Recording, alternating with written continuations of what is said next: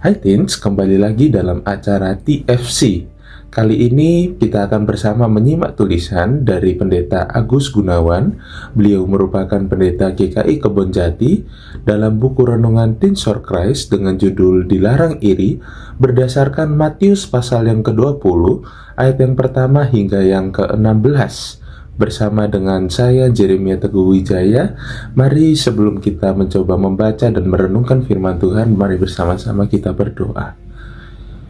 Bapa di dalam surga, kembali kami mengucap syukur Tuhan atas berkat-Mu yang melimpah dalam kehidupan kami. Sebentar lagi kami anak-anak-Mu akan mencoba untuk membaca renungan firman Tuhan dan coba untuk melakukan firman Tuhan dalam kehidupan kami sehari-hari. Kiranya juga Engkau berkati agar apa yang kami baca renungkan ini itu semua merupakan kehendak Tuhan saja dan kami mau melakukan untuk nama Tuhan saja. Ya Tuhan, inilah doa dan ucap syukur kami yang kami alaskan hanya di dalam nama-Mu. Kami berdoa dan mengucap syukur. Amin. Ya Teens, pusat permenungan kita pada hari ini diambil dari Matius pasal yang ke-20 ayat yang ke-15 yang akan saya bacakan. Tidakkah aku boleh mempergunakan milikku menurut kehendak hatiku? Atau iri hatikah engkau karena aku murah hati?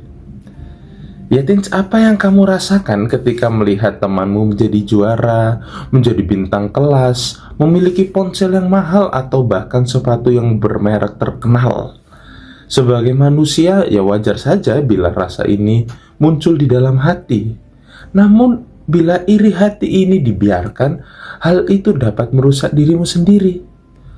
Perumpamaan tentang orang upahan di kebun anggur mengingatkan kita akan bahaya iri hati. Ketika para pekerja mulai bekerja pada waktu yang berbeda-beda, ada yang mulai pagi sekali, ada yang mulai pukul 9 pagi, ada yang pukul 12 siang, pukul 3 sore, atau bahkan pukul 5 sore.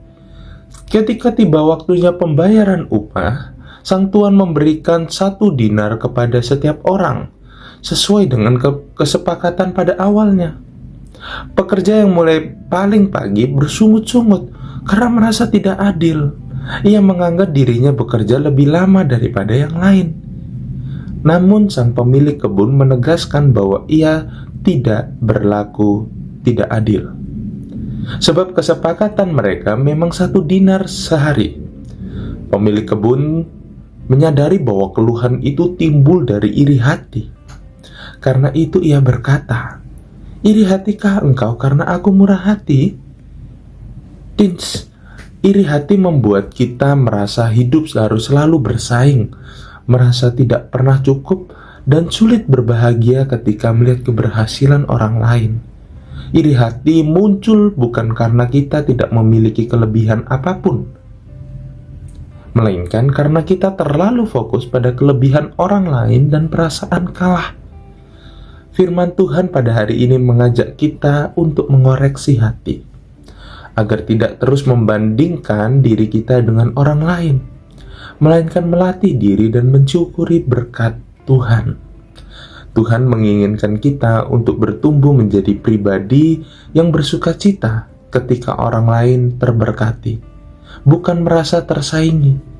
Jangan iri terhadap temanmu karena keberhasilan atau kelebihannya, sebab setiap orang memiliki berkatnya sendiri, termasuk kamu juga. Demikian renungan firman Tuhan. Mari bersama kita kembali berdoa, kita mengucap syukur. Ya Tuhan, kami sudah mendengarkan firman Tuhan dan coba untuk merenungkan firman Tuhan. Saat ini kami semua akan bersama-sama mencoba untuk melakukan firman Tuhan dalam kehidupan kami sehari-hari. Bantulah kami seturut dengan kehendak-Mu sesuai dengan firman Tuhan yang diajarkan, untuk tidak iri hati terhadap yang lain, melainkan mendoakan juga yang lain dan mengoreksi hati, mengoreksi diri, agar kami semua tidak memiliki rasa iri hati terhadap keberhasilan atau kesuksesan orang lain. Ya Tuhan, inilah kami anak-anak-Mu yang datang kembali mengucap syukur kehadirat-Mu yang kudus. Hanya di dalam nama Tuhan kami berdoa. Amin. Ya Teens, demikian firman Tuhan. Jangan lupa like, komen, dan subscribe, dan share ke yang lain. Tuhan Yesus memberkati.